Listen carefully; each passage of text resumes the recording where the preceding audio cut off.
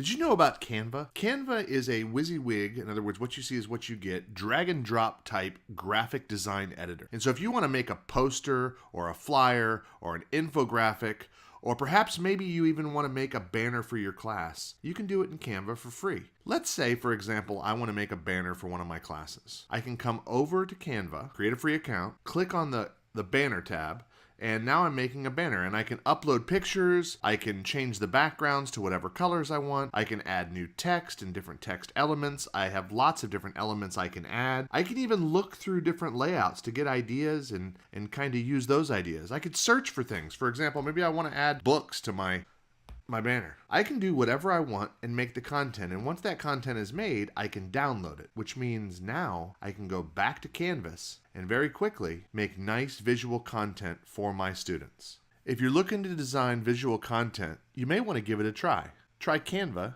inside of Canvas.